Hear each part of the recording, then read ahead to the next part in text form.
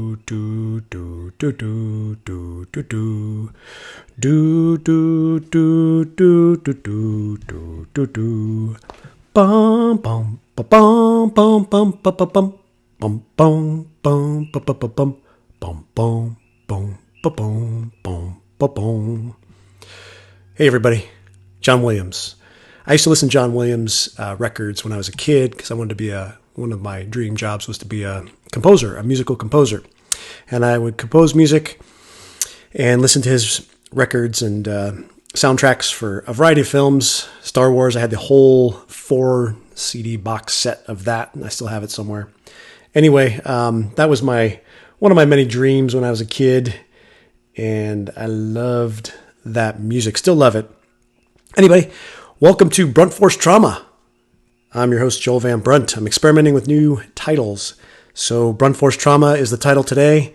In the past, it was Bearing the Brunt. Another option is The Brunt of It. And I'm just kind of A-B testing some of these to see what you guys think. Those who are watching, and thank you for watching, family and friends. I'm slowly expanding my audience so people can learn about this podcast and this show. And hopefully it serves some good value for you in helping you to, well, let's be honest. If you're going to outsource your thinking, why not outsource it to somebody you trust?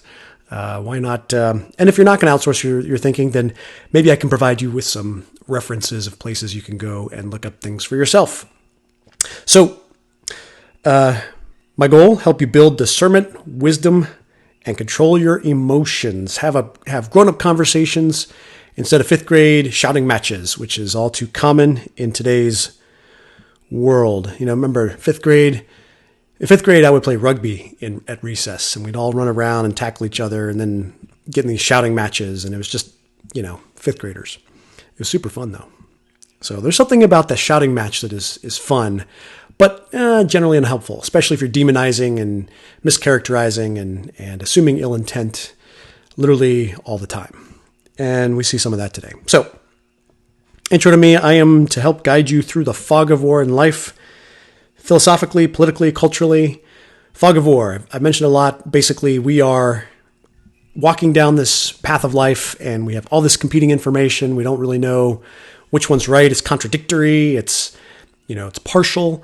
By looking at some stuff, we are not looking at other stuff. And so we're kind of going through this fog of war where we're making decisions, we're acting, we're making choices on issues and taking action politically and culturally, and we're doing it in this fog of war. So I'm trying to help you navigate that fog of war and be better on the other side for it. So that's my intent. I hope you guys will join me in this endeavor. A little bit about me, 20 years of history in the military, in academia, and small business. In executive positions, I've been in charge of up to 280 people, 270, 280 people, and many direct reports who are also managers for about the last 7 years. So I've been a wide variety of experience. I've lived in, I think, 8 different states. I've lost track, 8 different states.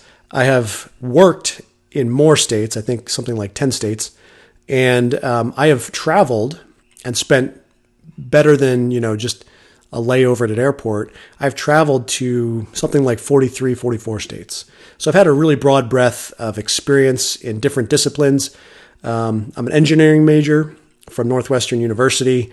I was a pilot, still am a pilot, both fixed wing and rotary wing. And I was in grad school for public policy and small business, where I was the chief operating officer.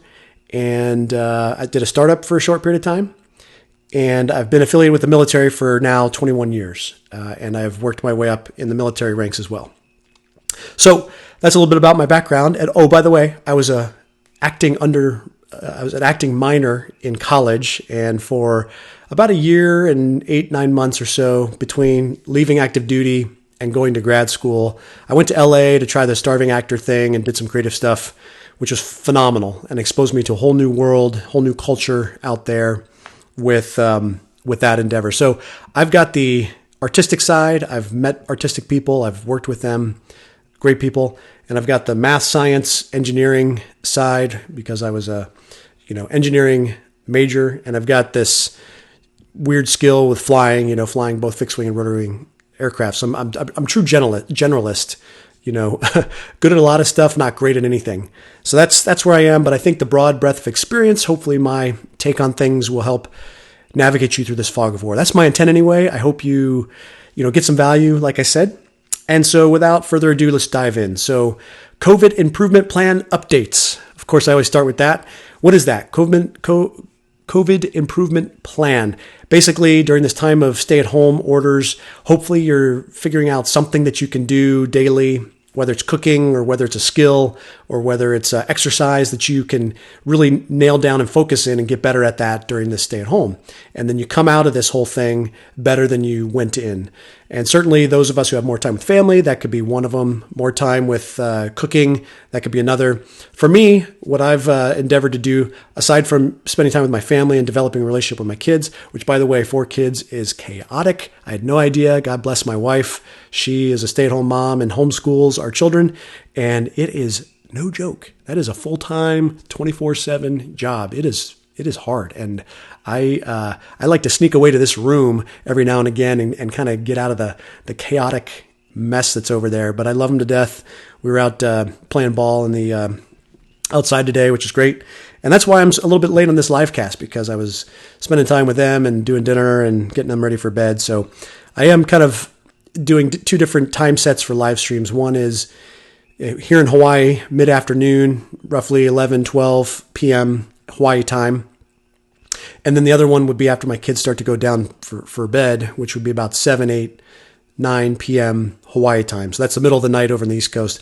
I'm more on the later side today, and maybe tomorrow I'll get back at it and do do a little bit earlier if I can find the time. So my two big ones, besides staying with the family and developing relationships and also eating right and exercising every day. There's no excuse for that. I mean, if you're stay at home, why not spend 15, 20, 30 minutes a day exercising? So that was good today. I did that with my kids. I'm showing them movements.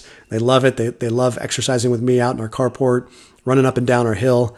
And it's great bonding. And I just remember back in my childhood, my dad did exercise, but it wasn't until later in my life. So I'd already left the house and I was in college, and then he had some heart issues, and in his rehab for heart issues, he started to get religious about exercising, and he did that a lot, and that was great. Probably extended his life for a while, but not when I was younger. When I was really young, 5, 6, 7, 8 years old, I didn't really have that example in my house, and so that's one subtle thing I wanted to do for my kids, is give them that example of exercise so that they could see what it's like, and they could get excited about it. They could do it with me. And so that's great. It's been a great joy, and I'm honored to share that with my kids. The other 2 really big disciplines I was trying to hone in on during this time was day trading with the stock market, with a simulated account, and then this live stream podcast. And this has been such an awesome project. I thank you so much for coming along on this journey. I have really, really enjoyed it. I'm trying to do incremental improvements on both of those things. So this morning, I'm happy to report that a lot of the losses I realized yesterday, I made back today by just holding the stock, a couple hours longer, turning it into a swing trade versus a day trade. I'm still down a little bit from where I finished last week, but that's okay. It's all pretend money. It's not real, but it's teaching me some things about the stock market and staying engaged and kind of learning about the human psychology with markets, which is a really fascinating thing to learn. And it's also taught me a lot about my own emotional state and how to establish patterns to mitigate my own emotional state. So that's it. And then this live stream. So this is a unique one in the sense that I haven't had as much time as I like to scan the headlines. I like to open up all of the news sources, so I have 10 or 12 tabs open at a time, and I scan all the headlines, and I kind of develop my prep from that practice. For this one, I basically started last night. I was on Twitter. I found a bunch of interesting articles that I bookmarked, and that kind of set up the flow for today. And then I was doing shopping today with Costco and social distancing at Costco. So I had some other things on my mind to not really dig in the headlines today as much as I would like. But I'm going to do another one tomorrow. So anything I don't get to that's urgent today, I'll get to tomorrow. So this is over the last 18 hours and more so on the further in the past side of that. So anyway, so that's kind of viewed as an improvement. I'm trying to see which preparation methods work best for me based on my lifestyle, based on my situation with my family, and we'll see. We'll see if this is a good one. You guys can tell me what you think.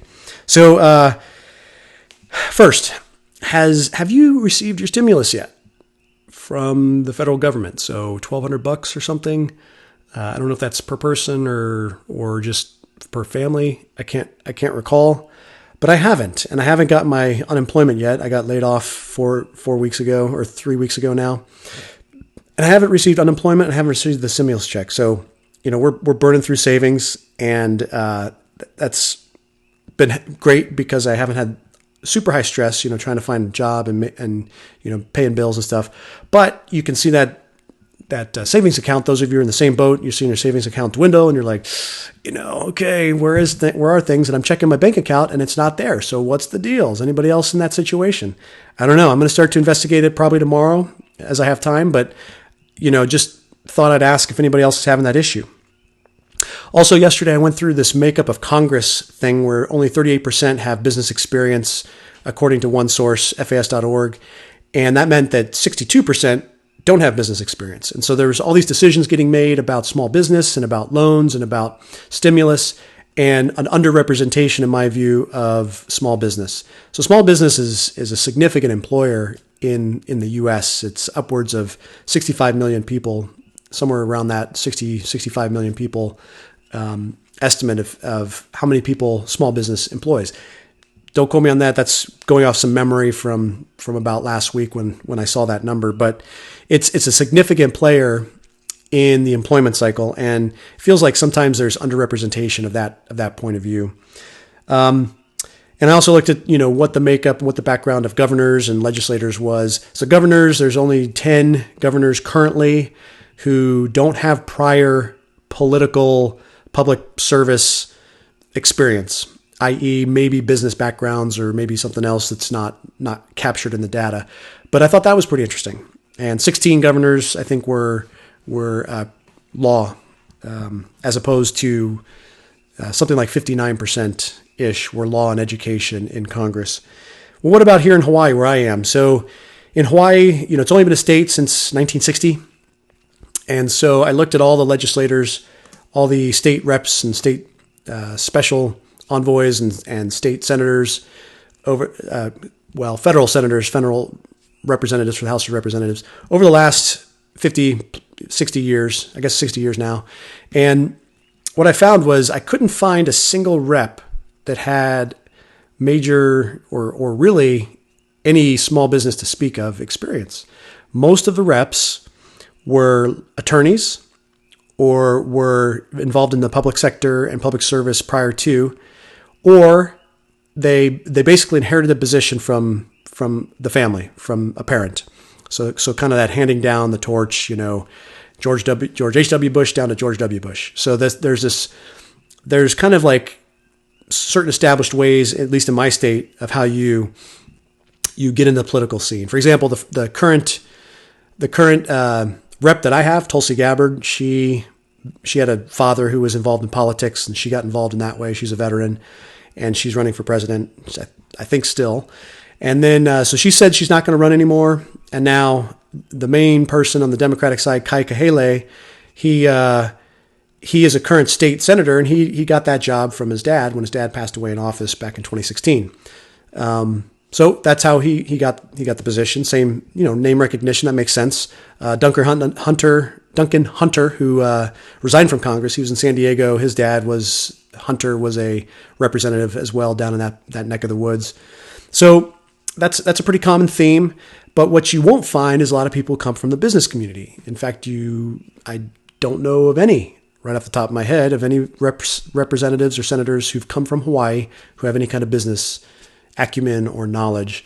So I thought that was interesting. So they're going to Washington to vote on these measures that affect small businesses in Hawaii.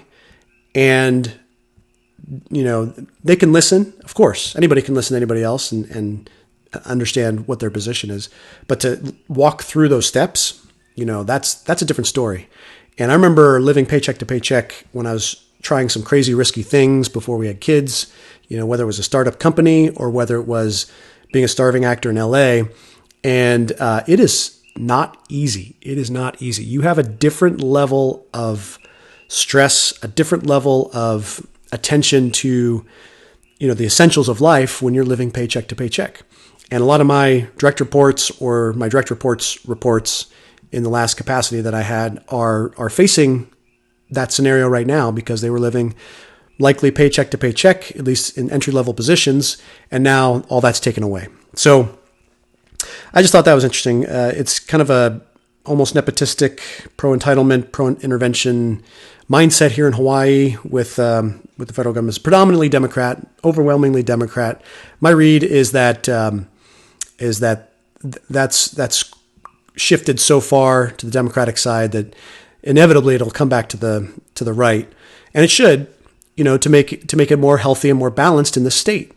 So the Democratic Party, at least my read right here in Hawaii, and I may be off, I'm just one observer, but I feel like there's a very far left progressive side of the Democratic Party, and then I feel like there's a moderate conservative side of the Democratic Party. The moderate conservative side of the Democratic Party, I almost think that they're Republicans. I mean, in principle and in maybe certain policies, but because we have just a unitary polity here in Hawaii, predominantly, overwhelmingly Democrat, then those debates take place inside of one party as opposed to the two parties arguing against each other. So I think it's going to swing back. When that happens, I don't know. Could be soon, could be later. I think that will be more healthy for the dialogue here in Hawaii for sure. But that's the scenario. I thought I'd give you some updates on that. Okay. I also introduced this concept yesterday about old media versus new media. So old media, traditional media, you have print newspapers, New York Times, Washington Post, huge, tremendous reputations, very, very powerful companies, corporate owned. And then you had cable news, so you used to have these three networks, ABC, NBC, CBS, that morphed into cable news with CNN and MSNBC and then Fox News in 1996. And now, just in the last maybe 10 years or so, and likely a little bit earlier than that, or more recent than that, you've got new media really starting to impact what we know in a way that is sending kind of a ripple wave and a shock wave across traditional media sources. They're adjusting and they're trying to adjust their business models as they lose subscribers and people kind of tune out to cable news. For example, you look at the ratings, they've gone way down as there's been competing information for the narrative. And so we have an atomization of information, which is pretty awesome if you ask me, but it makes the fog of war amp up. And now it's more difficult to, which sources you can trust and which ones you can't. And you've got to do a lot of correlating and a lot of comparing, and you got to find people you trust and don't make something more out of the news than they should, that are measured and respectful and portray an accurate representation of the full picture. That's really, really hard to find, but you can find some gems there, and you should, expand your box out to include, traditional media sources. I think there's still value to the Washington Post and the New York Times and Fox News and CNN and all the traditional outlets. But I do think that there's an underrepresentation or an underappreciation of the value of the new media and the independent journalists, the ones that do investigative journalism, people like Tim Pool, Mike Cernovich, Andy Ngo, James O'Keefe. These are names that you should get comfortable with and familiar with, and they're out there and they're doing some really great stuff. So I just wanted to talk a little bit about Andy Ngo. So Andy Ngo has done extensive reporting up in Portland, Oregon about Antifa. And he would go to the Antifa rallies because they were pretty big in Portland and kind of that Pacific Northwest area. And he would report. He got attacked by Antifa, physically attacked by Antifa a while back. And I was stunned to see all this stuff on Twitter. I followed him immediately. And he tends to be very factual, but he kind of shows a mirror of what Antifa looks like. Hey, this is what Antifa looks like. So his most recent tweet which was posted yesterday. I think he might have more recent tweets, but I retweeted this, and it's a picture of Colorado Springs anti-fascists. So Antifa in Colorado Springs, and there's a woman who's driving in the passenger seat of a truck, and she's got a sign on the hood that she's holding with her hand that says "Land of the Free," "Land of the Free," and this is likely one of the protests that happened in Colorado Springs or in that area that you've seen across the country about reopening and whatnot. So Antifa, Colorado Springs anti-fascists, posts this on Twitter. Please submit tips on an ID for land free woman via DM or email. And then Colorado Springs Antifa at Proton Mail. So they're basically looking for people to tell on this woman with her identity. To what end? For what purpose? So Andy No posts, her sign says "Land of the Free." These are the people Antifa accounts devote to identifying so they can be harassed or fired. Most of the people they accuse of being Nazis are actually just patriotic Americans.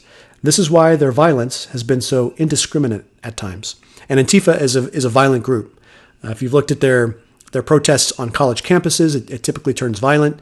Antifa, of course, was at the Charlottesville protest way back early on in the presidency. That was, the talk of many, many people at the time. So Antifa, I think, is not a very good organization, and violence is never the right way to solve, simple issues that are just differences of opinion in the case of U.S. citizens dialoguing or debating with each other. And anyway, so Andy No, I would highly recommend him. He is one of the independent journalists I follow. I follow Mike Cernovich. Mike Cernovich just had a independent film come out called Hoaxed, and I think it's number 2. I think it's the number 2 documentary of all time. It reached number 1 on iTunes. I heard that. I did hear a report that it was number 2 all time, which would be phenomenal. I'm not sure what number 1 is. Maybe Roger and Me or Fahrenheit 9/11, one of the Michael Moore ones, I'm sure. And I'll get to Michael Moore in a second. But so Mike Cernovich, James O'Keefe with Project Veritas, and I talked about the attack on this new media and these independent journalists, which is conspiracy theories and and basically dismissing some of their reporting and some of their talking. And I will say that those criticisms are not without merit on occasion. So you have to follow these people just like you would follow anybody, and you have to tease out the pearls of wisdom that they have and the really true, accurate reporting. And you have to have your guard up against where they might go too far with a certain story. And so I want to give you an example. Candace Owens got into some trouble recently because she tweeted about Bill Gates. And it got a lot of controversy, and some people actually asked her, some people I've listened to have asked her in direct messages, hey, where are you getting this data from? And so she's doubled down on it, and she's really kind of gone this direction. And so I found a Quillette article by Matt Johnson that basically says, and I like Quillette. I think it's a great. That's again a new kind of a new media type of outlet. Daily Wire. These there's another one that escapes Quartz. I think Quartz is another one that I like. So this article talks about Candace Owens is dangerously misinformed about vaccines. And then the article basically goes on to cite the reference that Candace Owens had to promote this conspiracy theory. And this reference, which she referenced, is a 2017 paper that she linked in her Facebook post and Twitter feed, written by Sharmeen Ahmad for a journal published by the Golden Gate University School of Law. Ahmad claims that Gates Foundation-sponsored programs, quote, resulted in numerous deaths and injuries, from which Owens has concluded that the Gates Foundation, quote, used African and Indian tribal children to experiment with non-FDA-approved drug vaccines. Ahmad's paper focuses on 3 Gates-supported vaccination programs in India and Africa to combat HPV, malaria, and meningitis. And then he goes on to examine each one of those programs and what this author, whose name is Sharmeen Ahmad, what this author says, I don't know if it's a male or female, sorry if I mess that up, but what this author says, Ahmad says about these 3 vaccination programs. And what you find out in this reporting is that the representation of those programs from Ahmad is lacking. In other words, there was allegations that some of them were non-FDA approved, and in fact they were.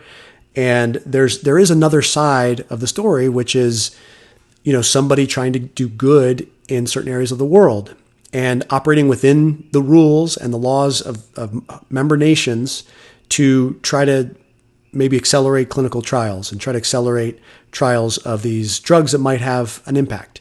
Now, certainly side effects are a bad part of any kind of pharmaceutical. That's why you hear the description, the disclaimer in all the pharmaceutical commercials about all the side effects. So how do they find out those side effects, including death? Well, probably when they do these trials, sadly, maybe that happens in a trial. So I think that the criticism is a little bit unfair, and that's what this article points out by this Quillette piece. And the journalist is Matt Johnson, if I didn't mention it before. So anyway, I just wanted to point that out, that on the right, we can take things and take it a little bit too far, for sure. Now, if there's other information out there that is, outside of this 2017 paper, that is the primary source, it seems to be, for Candace Owens' tweet, then, hey, we'll address those documents as they come up.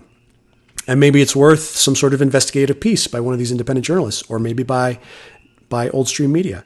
But I just want to point out that you have to have your guard up and navigate this fog of war with all this competing information, and sit back when you hear these things and just reserve judgment. Just wait 24 hours. Let things kind of settle, because usually, with every action there's a reaction, and if there's disconfirming information, it's going to be brought up pretty quickly. So allow some time for things to digest in the public discourse, and then kind of you can engage with what sources are most accurate or most credible. So enough on that.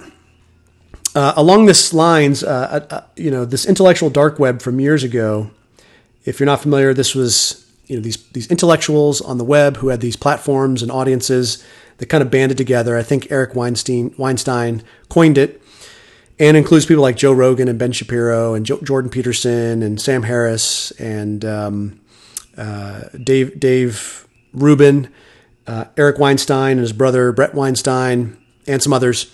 And it's fantastic. It's a fantastic group of people because they disagree politically and socially and even on policy, profoundly.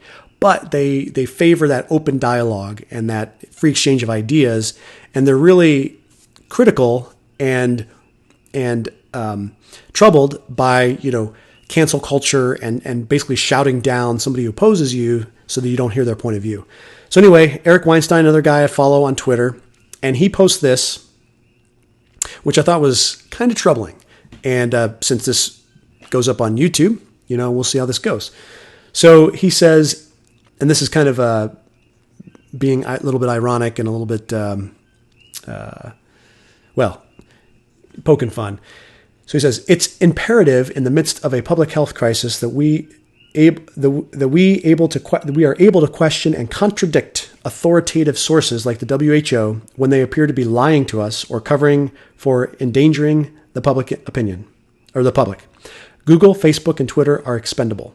Freedom and science are not. And this is in response to a tweet from Lee Stewie, who says, quote, anything that goes against WHO will be removed from YouTube, says YouTube CEO Susan Wojcicki.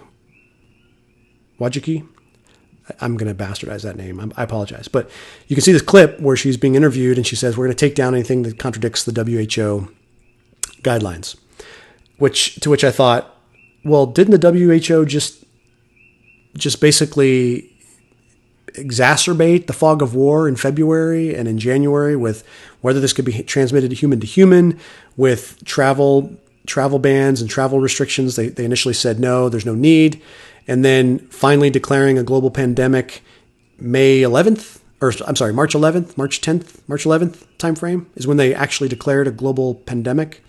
So this is troubling because now we're putting trust into an organization that has proven that they don't have all the correct information.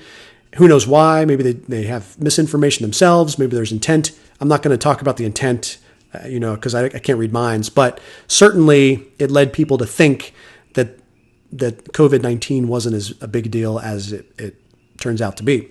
So I'm not in favor of this. I'm not in favor of media, new media or old media, basically crowding out dissenting voices. This is not what I want. I want dissenting voices listened to, and if they're full of it, then that should be easy to discern. It should be easy to discern. Okay, why do you have this theory, or why are you pursuing this story? What are your sources? What are your references? Let's be critical and skeptical and see if it holds up. And if it does, why not consider it?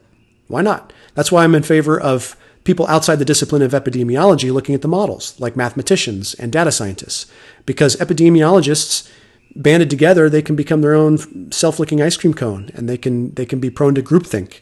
And they're experts in their field, but there's other experts out there that look at data and look at trends.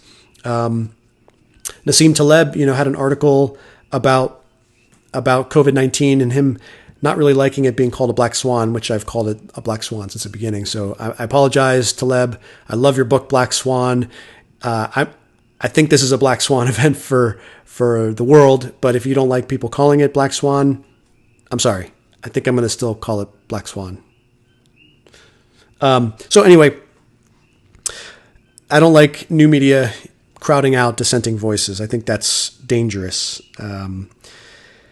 And there are some people, this intellectual dark web, there are some people who, I heard it phrased today on Scott Adams' podcast, that they're canaries in the coal mine. And I think that's a brilliant analogy. So he listens to certain people who are canaries in a coal mine that kind of are the first to see through their own side's blind spots.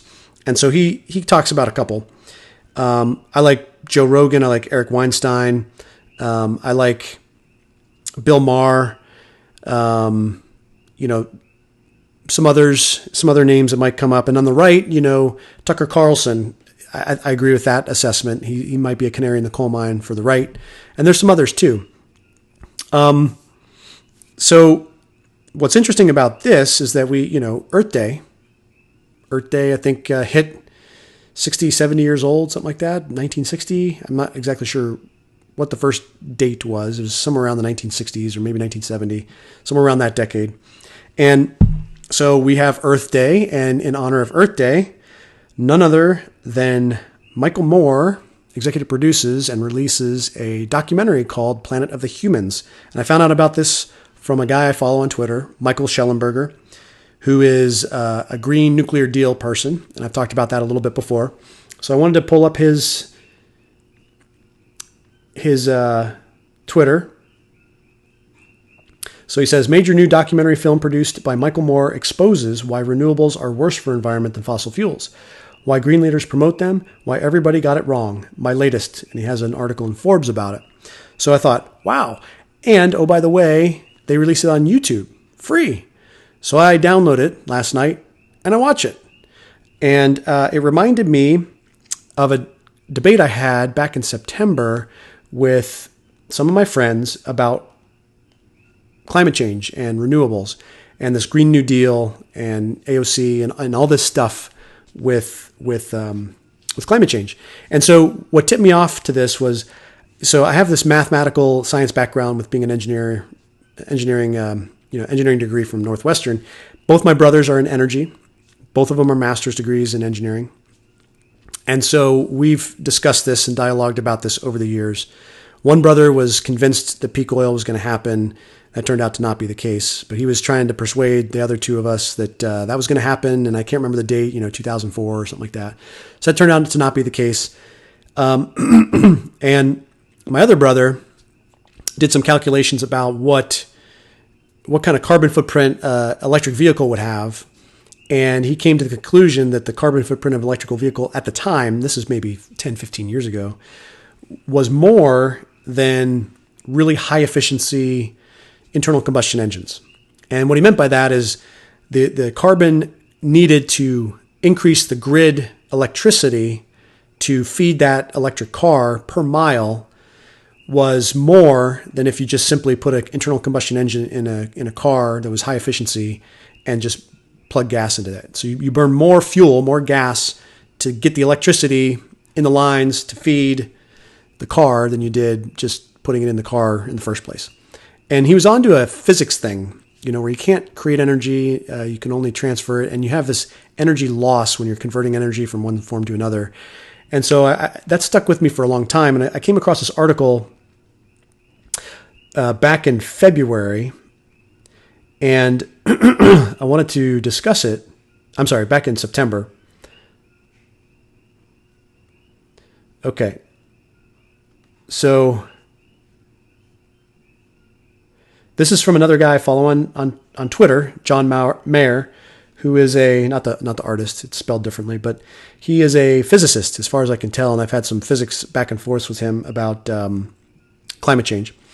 And he tweets, this is back in September, the reduction in the cost of renewables, solar, wind, batteries has come down, but physics does not allow much more gain.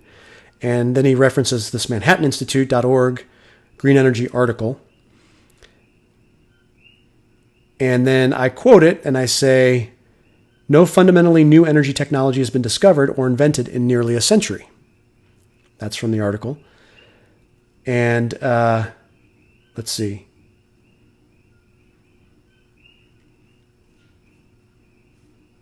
Where did I put...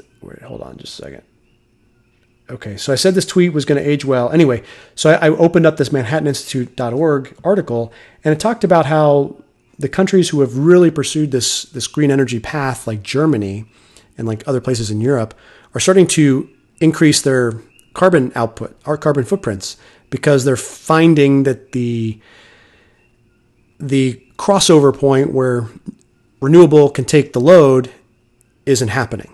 And so that was interesting to find that article. Again, this is from back in September. And this reminded me of the physics problem. The physics problem of, these green solutions like windmills, wind power turbines. And I've flown over hundreds and hundreds, if not thousands of wind turbines because I'm a pilot, fly low altitude with helicopters. There's tons in California between one of the military ranges and where I usually take off from. And there's some here in Hawaii. I fly around them all the time when I was flying folks from around the world. And I actually got to talk to some of the people who make wind turbines and work on them. And the wind turbines here in Hawaii, they're really tall. And in order to change out the turbine, which is up at the top where the fan is, you have to break out this huge crane and truck it on 3 tractor trailers and then set it up. And then the crane goes up, lifts the thing down, and then, repairs it, and then they lift it back up. And I thought, well, heck, that's a heck of a project to fix a renewable. I wonder how much carbon that repair costs, right? Just thinking off the cuff.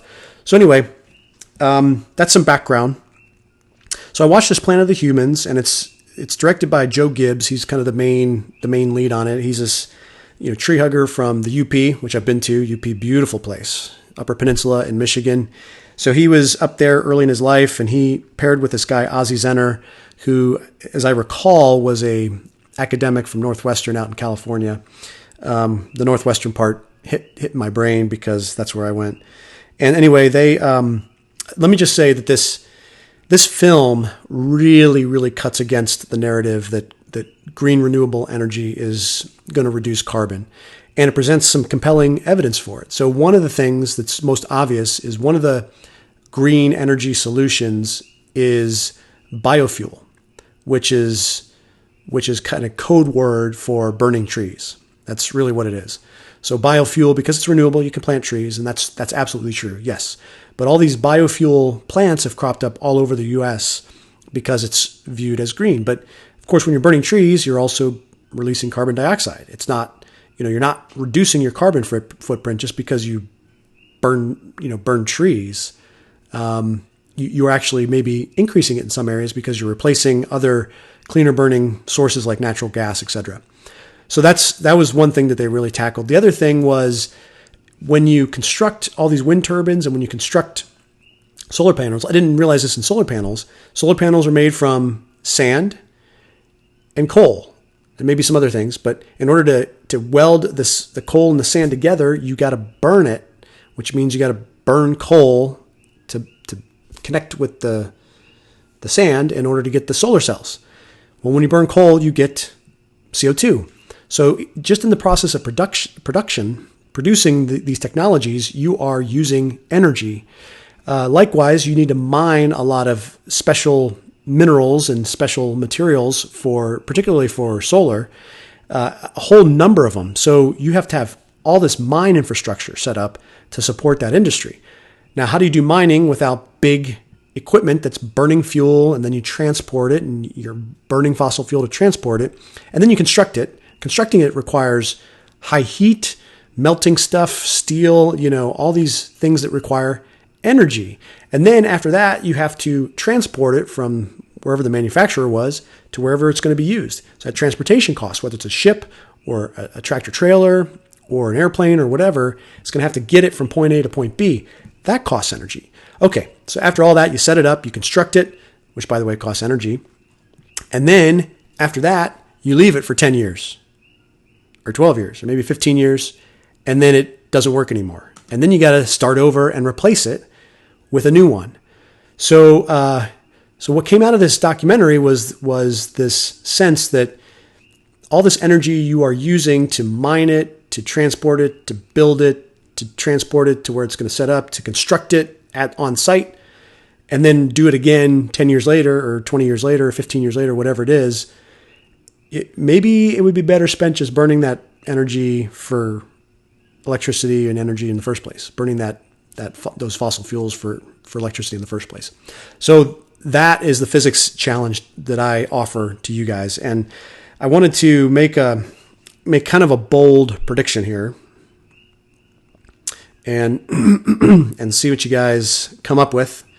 I'm going to actually make two bold predictions because I talked about one a little while ago. I'm not going to go too much into it now. I might do a separate show on it and maybe talk about it more when something comes up in the media about it. But, before I do that, so I follow Michael Schellenberger. I follow Mark Schneider, both green nuclear deal folks in Twitter and experts in their field. And I'm fine with reducing carbon footprint. That's great. I don't want to destroy our economy and kill people for it.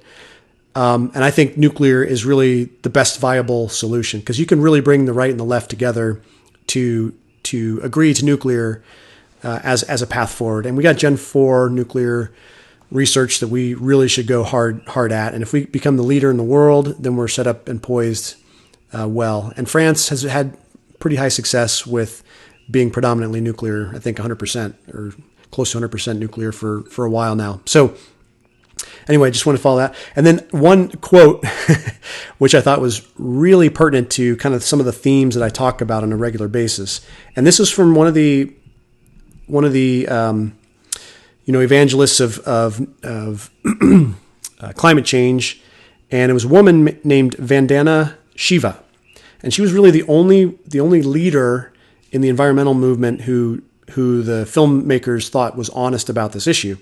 And I drew out this quote because I really feel like it's stringing the narrative and excluding information that might be challenging your narrative that I've talked about over and over the last 20 episodes.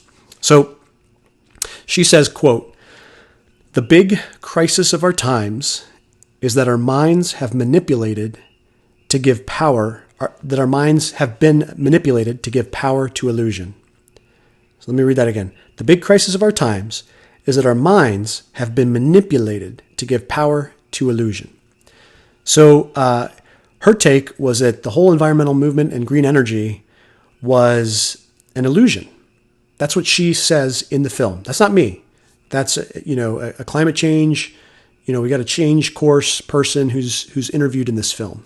So that's her, and that's kind of what came out of the theme of the film for the most part. So one prediction, I think that this film is nearly a fatal blow to renewables. I do. I think that that plus the physics stuff that I've mentioned before, I just think, you are using more energy to try to get energy down the road. And if you really look at it, and I haven't seen a full analysis of it, so if anybody has that or any sources, I'm happy to look at it. I'd be interested. Try to send me science-backed data that actually does analyze the fossil fuels used to do all that supply chain, because I haven't, some of the stuff I've seen on the pro-environmental side, the pro-green energy side, they have imperfect data with how much energy it takes to actually do all that stuff I said. So if anybody has something for that, send it my way. The other public prediction, I think that, so first is green energy and green renewable energy. And the second one is Darwinian evolution, unguided Darwinian evolution, as Darwin assumed, and natural selection by random mutation. So I think that has been dealt a death blow by Darwin's doubt by Stephen Meyer. I'm not the only one who thinks that. And if you look at academia and how long it takes people to change course because of these narratives that are so strong within academia, it can take a decade, 2 decades, 3 decades for things to change. So that's my prediction. I might be wrong, but that's my prediction. I think that as we understand unguided processes in the evolutionary story, I don't think that's sustainable intellectually. So those are the 2 predictions. We'll see how it goes. And if you have any information you want to send me on either of those, feel free. So COVID updates, real briefly, I want to talk about there was an autopsy in California that revealed that one of the deaths back in February 6th had COVID-19 in the body. So this means it shows up in California way earlier than we expected, which means it lends a little bit of circumstantial evidence to the fact that there might be way more people infected than we appreciate and that we realize, which is good news, because then it means that the death rate, the mortality rate, as a proportion of how many people actually have been exposed to it, is much, much lower than even 1%. So that's good news. But it's interesting that it was there very, very early, February 6th, which means if you back that up, and I think it's 21 days before you have death from assuming first contact with the virus. So that would put this exposure somewhere in the neighborhood of January 18th, 19th. No, I'm sorry, January 20th, around that time frame. So what's interesting about that time frame is that the ban on travel was the 30th, 31st, and then February 6th, I think February 4th was State of Union, February 5th was the vote on impeachment. So that's a little bit of, other things that were happening while this first death occurred in California. And we're seeing even more of the fog of war in how the reopening conversation has. I talked about this a little bit yesterday, the Fed, state, and local levels having this back and forth.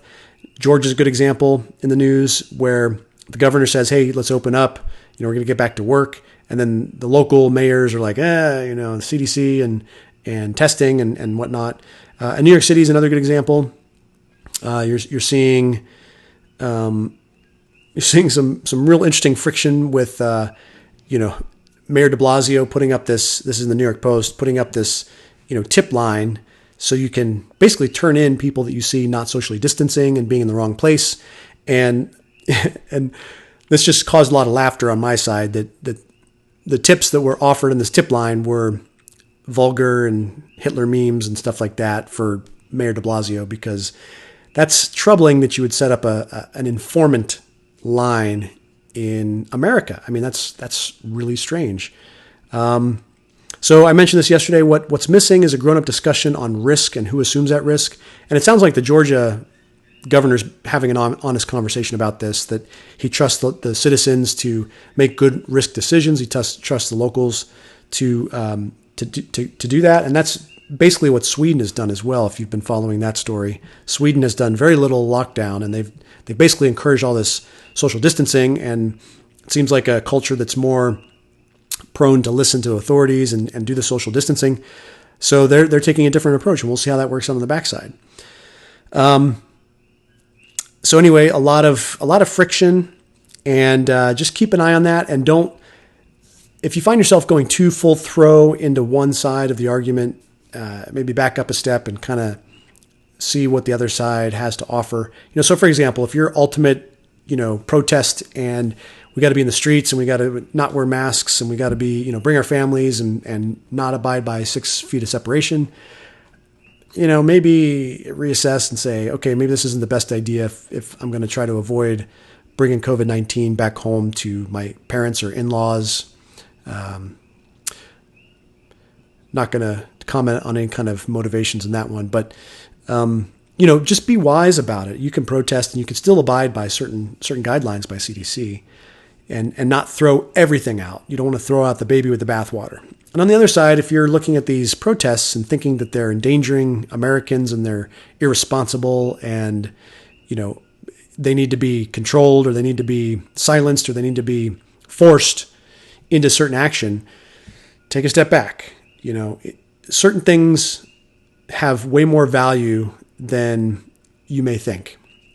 And one of them is, informant lines, turning people against each other. That's not what we want in this country. Okay. I think we can all agree that's not what we want. So just take a step back for this whole thing. It's going to play out. We'll see. We'll see how the second wave goes when it comes, and we'll see if the University of Washington model holds. I think right now upwards of about 64,000 by the end of August is, I think, somewhere around the neighborhood of what I've heard for that model. But some optimism. And again, fog of war, some optimism. But Israel is reporting that they had a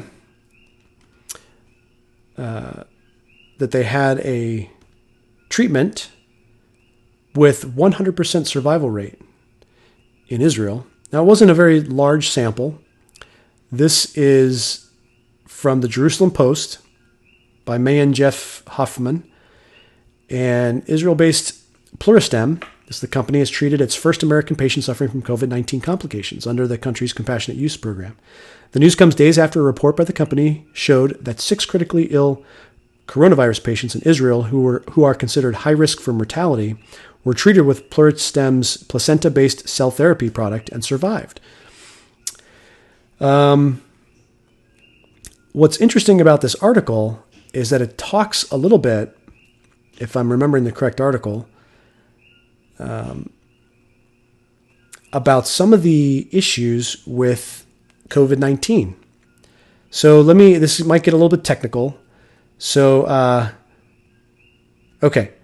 So Pluristem's PLX cells are allogenic mesenchymal-like cells that have immunomodulatory properties, meaning, translation, they induce the immune system's natural regulatory T cells and M2 macrophages, the company explained in a previous release. The result could be the reversal of dangerous overactivation of the immune system. This would likely reduce the fatal symptoms of pneumonia and pneumonitis, general inflammation of lung tissue. Previous preclinical findings regarding PLX cells revealed significant therapeutic effects in animal studies of pulmonary hypertension, lung fibrosis, acute kidney injury, and gastrointestinal injury. We are pleased with the initial outcome of the compassionate use program and committed to harnessing PLX cells for the benefit of patients and healthcare systems, said the CEO. So what I didn't know is that there's a line of evidence that suggests that the immune system gets overactivated in COVID-19, and that's what leads to some of these complications in mortality. I didn't know that. So these cells, this treatment is supposed to help your immune system regulate and not overproduce and overreact to COVID-19. So that's pretty interesting. I thought I'd share that. And again, this is adding to the fog of war. What's true? We'll find out more information. It may be a big nothing burger, but it's at least some optimism to give us as we are, now approaching 50,000 deaths. I'm not sure what the latest count is, but it's not great. It's not great. Okay. And then I've also mentioned this, be careful of people attaching ideological priors to this shock. We want to maintain our values, and we want to maintain our identity as Americans. We don't want to necessarily throw everything out. And so that's why I bring up this gentleman, Ray Dalio. So Ray Dalio is, he is the founder of Bridgewater Associates, which is a big hedge fund. And I have a little bit of experience with this because I interviewed for Bridgewater about 9 years ago. And I also have some connections at Bridgewater Associates. And Ray Dalio is a very interesting character. And I remember really liking some of his philosophies when I interviewed for the company. It was a strange interview. And I reached out to some friends who knew about the company and are in Connecticut where it's headquartered. And they basically extended some words of caution because it's a big social experiment that he's been doing with Bridgewater Associates. It's complicated to get into it, but he basically overstaffs and makes it very ultra competitive and ultra open for the purposes of trying to elevate outcomes. And one way they do that is there's no such thing as a private conversation in the building. Everything is being recorded. Everything's being analyzed. And there's radical honesty in terms of there's not really a true hierarchy. There's radical honesty between employees and employers, bosses, employees, group team members, etc. So it's a really interesting, strange social experiment. And so he had this quote, which was reported in CNBC. He was interviewed for this. And he basically, the thing I like about him is he's an optimist. So he says the human capacity to adapt and invent and come out of this is much greater. And Dalio went on to say that people should be very excited about the phase that will come after that, pointing to leaps forward in digitization, data, and human thinking. I think we should be very excited about the new future. We are now in a wonderful revolution in terms of the capacity to think and use that in a way. I would say that is absolutely the most treasured thing in the future. And the title of this article, billionaire Ray Dalio says coronavirus marks the start of a new future. New future. So knowing a little bit about Bridgewater Associates, this, for whatever reason, this kind of struck me as a little bit Brave New World, a little bit degradation in privacy, degradation in some of our liberty, potentially. Now I can't read minds, but this way forward where we have an excuse now to have more information about people and who they've seen and where they are for the purposes of mitigation against these threats. Never could you imagine that even if that's a valid reason to do such things, that there would be incentive down the road to trespass that boundary and do it for, potentially gain at somebody else's expense. So that's all I'll say on that. And I think as evidence, I would submit the recent declassifications from the Horowitz report.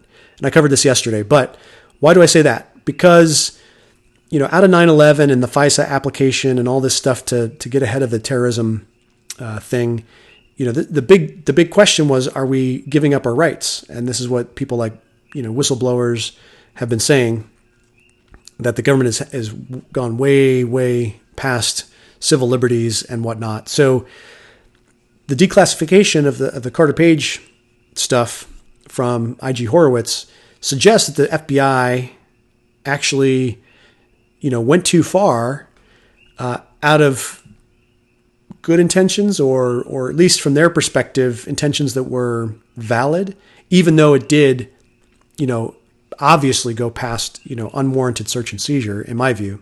So that's where we stand. And just be wary of that. So politics, I want to just cover two brief things because we're almost at an hour, and then I'll end. First, I tweeted out a clip from a podcast interview with, let me see if I can find it. Okay, so this is this is great. I mentioned Bill Maher earlier. So Bill Maher is I think an honest guy. He doesn't like Trump. He's socially very different than me, but he's funny. He's open. He calls out his own side. Like I said, he's a canary in a coal mine for the Democratic Party, and people don't like him for that. But he had on his show Dan Crenshaw, who I really think is a pretty articulate guy. He and I, he was a SEAL. We were both in Iraq, not at the same time, I don't believe. And we attended the same graduate school, Harvard Kennedy, and he is now a representative in Texas, in the Houston area. So he's on Bill Maher's show, and he's been really articulating the case pretty well for the right side of the aisle. So basically, you should go Google this clip, because what happens is Bill Maher begins by saying, hey, I highly admire what you've done for our country, yada, yada, yada. You seem to have a good head on your shoulders and a lot of service and great stuff, compliments. But how on earth could you support this crazy person in the White House, Trump? And then he goes on to promote the line of reasoning that Trump should have done stuff earlier in February, the lost month, and January, and that he knew it, and he was just kind of taking action for some nefarious reason. So what happened in the clip, and you should see it, is that when Bill Maher was presenting this timeline, Dan Crenshaw was jumping in with, hey, but this is also what was happening at that time, and hey, this is also what was happening at that time, and Bill Maher totally didn't expect it. So props to Dan Crenshaw for being prepared, number one. But Bill Maher, to my view, when I watched it, he wasn't able to recover from getting thrown off of his line of inquiry.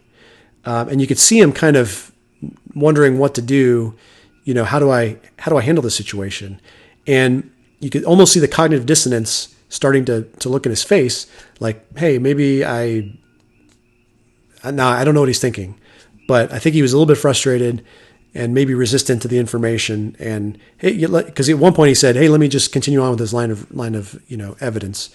And Dan Crenshaw wouldn't let him do it. He would kind of jump in and say, hey, this was also what's going on, and here's also what's happening, and here's also what's happening. So he was presenting what I would consider the charitable view, the charitable environment, the charitable setup for February, to explain February, some of January, but largely February. And this fog of war defense, which is that there's a lot of competing, contradictory information out there, and that caused issues, not just in this country, but around the world with all leaders. So you should Google that. That was a great clip on YouTube, and I tweeted it out, so you can find it on my Twitter thread.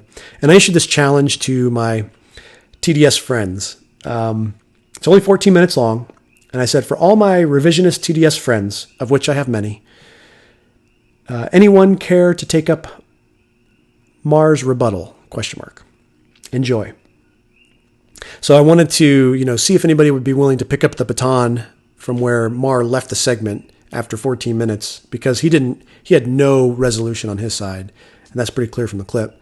So does this response by Dan Crenshaw really kind of strike a death blow to the silly narrative, the silly timeline narrative that's being trumpeted around places, and this should have done it sooner, and Trump has blood on his hands narrative, which is completely unhelpful. That's not a way to bring people together, in my view. Another thing that came up kind of along this lines was, to what degree do you think that people who are hardcore in their own silo, their own worldview silo, and they're really insulated against outside information pushing against their narrative, for whatever reason, maybe it's just because of self-isolation with whatever information they're listening to, or they're specifically excluding stuff, or they're just busy, right? And they just can listen to what they can listen to when they can listen to it, and that starts to formulate an opinion in their brains. I would submit that a lot of people have the viewpoints they do, not out of ill intent, but just by happenstance, because it's who they listen to, it's who they trust. They only have a limited amount of time. They have careers, they have families, they have activities that they're doing. And let's be honest, politics and policy are not all that there is. There's a whole bunch of other stuff out there. And so I would just say that even mainstream media, even traditional media people, Washington Post people, New York Times people, might not ever see a clip like this, might not ever see an articulate representation of the other side. So that's what I want. I want to take this stuff, and it cuts both ways. I would love to see a clip, calling out my side, and I called out my side in this podcast. So again, my goal, help you navigate through this friction of life, this fog of war, and have a better grown-up conversation about it. Last thing I'll say before I let you go is there was a Supreme Court case, which was Ramos versus Louisiana. And let me just read a little bit of it because I had no idea this was even an issue. And what's interesting about this decision is that all of the justices had decided to write different opinions. Not all of them, but there's like four, I think at least four different opinions, maybe five in this case. So the big state, so the many layers of the Ramos case. And this is by Dan McLaughlin in National Review. The big stakes behind why the Supreme Court's unanimous jury decision wasn't unanimous. The Supreme Court's decision in Ramos versus Louisiana ruled that the Constitution requires a unanimous jury verdict to convict anyone accused of a serious crime. Most Americans probably thought this was already the law. It was generally accepted as a law when the Bill of Rights was written, and for a century thereafter. But two states, Louisiana and Oregon, have laws allowing convictions on a 10-2 vote, which survived a challenge in 1972. Louisiana repealed its law in 2018 for new prosecutions. The court's 6-3 decision was written by Justice Gorsuch over a dissent by Justice Alito that was joined by Chief Justice Roberts and Justice Kagan. Justices Thomas, Sotomayor, and Kavanaugh all wrote separate opinions offering different reasons for joining the court's ruling. There's all the different opinions. The very non-unanimous court reveals some fascinating divides that may give us a preview of the court's thinking about bigger questions looming down the road. So here's kind of the civics lesson for today. So that there's basically three heated battlegrounds in constitutional law to be aware of going forward, and most of us have some awareness of these things. And I'm not a lawyer, so my understanding of this is as a layman.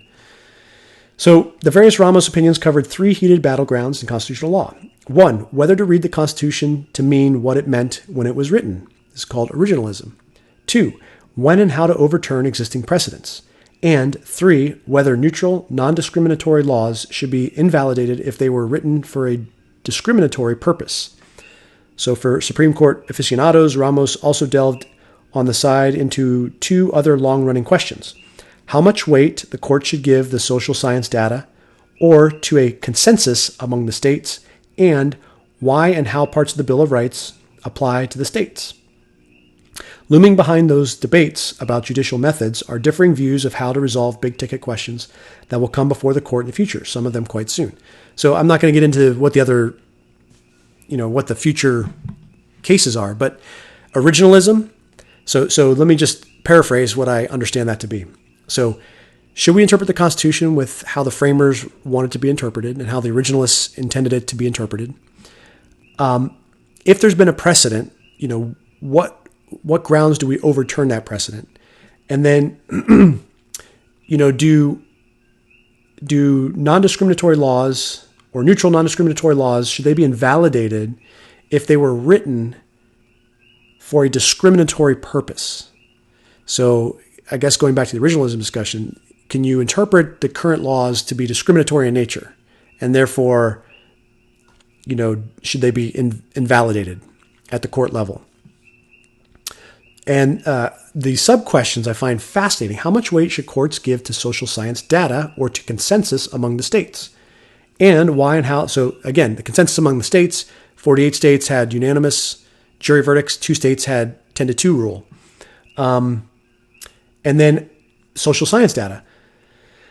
And then how and what parts of the Bill of Rights apply to those states. So lots of interesting questions come out of this. I had no idea this was even a topic.